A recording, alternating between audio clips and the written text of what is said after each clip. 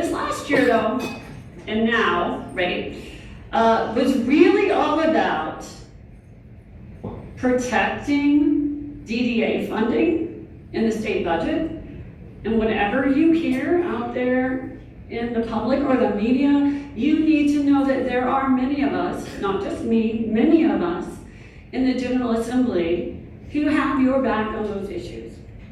And so we were able to reinstate, to get the governor and the appropriations committees to reinstate the funding for disability supports in this year's budget. And I'm committed, and my colleagues are committed, to continue to do that. That is a great worry for many of us. And it also, and we've talked about this some at the tables today, this year has also been focused, a lot of our time and energy has gone into trying to understand changes in the Department of Health and trying to get them to become more responsive. Now, I was gonna say answer the emails, but I'm not. But that too, right? The department has been a little bit of a thorn in a lot of our sides this year, and I recognize that. And by department, I do not refer to the Department of Disabilities, but the Department of Health and some changes that have happened there. So we have to be realistic about that. That is something that a lot of us are still working on. We have not given up on making it better. And yes, I said that out loud, so I'm not sure what will happen to me. But right now, this term, I've shifted to a different committee. I used to be on education. I did a lot of special education work. That's what I know. It's what I've always felt drawn to. And now I'm a member of a place that doesn't seem intuitive for me, right? Everyone said, why in the world did you switch to the Environment and Transportation Committee?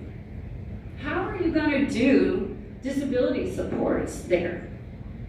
Well, you already know, right? You already know because I'm lucky to be there. I can work directly with two of the main goals in your strategic plan. It's housing, and I know you're going to hear from Director Hickey, and he's an amazing partner in all of this work. I'm so glad he's here, so I'll leave that to him, right? And transportation. Right? These are the things that I hear most as immediate needs from the disabilities community, other than that stuff with the Department of Health.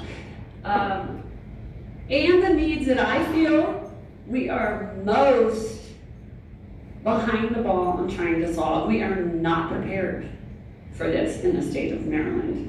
So that's why I'm there. There's a method to my madness.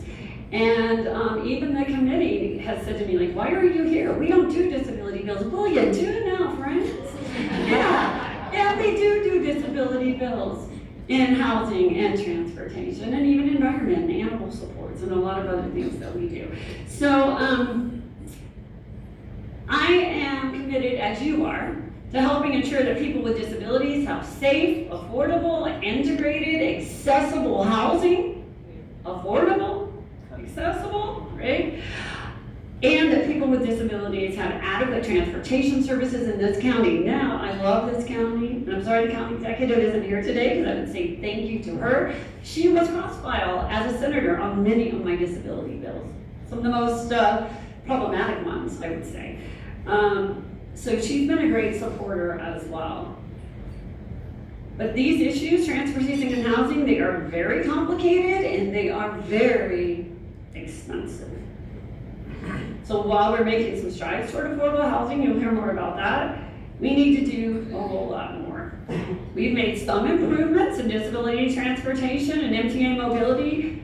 There have been some improvements over the last 2 years, but there are still vast areas in the county, like the one right here in District 42B, if you would please take this back to the county executive for me, Carmen, that have not only insufficient, but practically non-existent transportation options for people who don't have their own cars or can't drive their own cars, right? So I'm committed to making substantive improvements, and I value you all as partners. So I'm going to charge you to use your influence, your knowledge and your experiences to help actively develop and support these efforts. It's really hard. It's really hard, right? I've done this work for a very long time. the 25 years that was quoted there, I think that's when I first ran for office. So I'm older than that now, so it's more like 35 now. And in a lot of different ways, through nonprofits, through the Board of Education, a lot of different ways, including being the mother of children with disabilities. And yeah, that's hard too.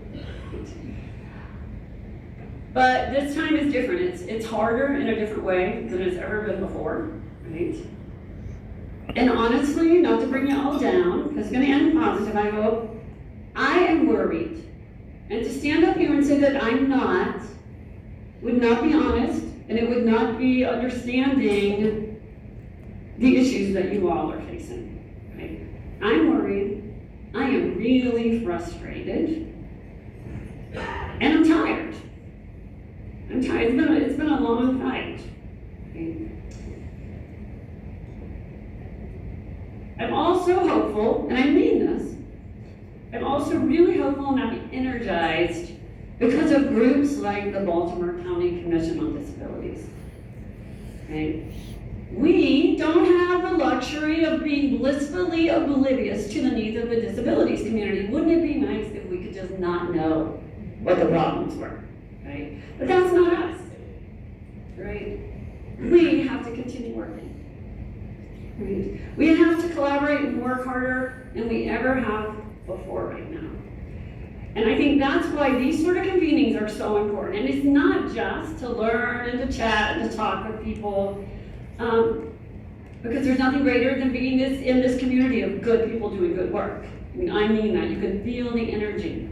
That's what I think is important. It's because we can also support each other, encourage each other, collectively refuel each other. And I love the analogy that Michael gave about glass half empty, glass half full, right? Because I think that's really important.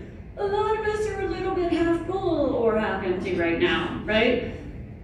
Let's fill each other's glasses with encouragement, with support, with the understanding that we are all in this together, and we're not just talking. We're actually going to do something about the problems that are facing us.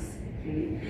We're going to remind each other why we are here. If you don't remember, think about that for a minute, because as my grandmother would say, you don't just fall off a turnip truck and end up on the Baltimore County Commission of Disabilities, right? There is a reason that each and every person in this room is here in this room today and is doing this work. You know, I know my reason, but it grows every time I have a conversation with one of you, right? So you need to honor that, you need to respect that, and you need to refuel it. There is nothing more energizing than to be surrounded by great people doing really good things for the right reasons. And that's why I'm so grateful for sharing this time with you today. Thank you for including me in that and for rejuvenating me with your spirit, your positive energy. Finally, I want you to recognize the value that you all bring to this work, right? Because you do. Every single person here brings something special to this work. Again, that's why you're in this room. Let's continue to work together with the hope and the energy that we all know can only come from shared purpose, right? This unity of purpose that we have is what keeps us going. And it's a great agent of positive change.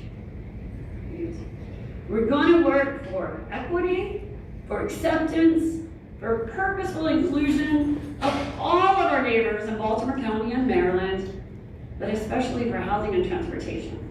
Thank you.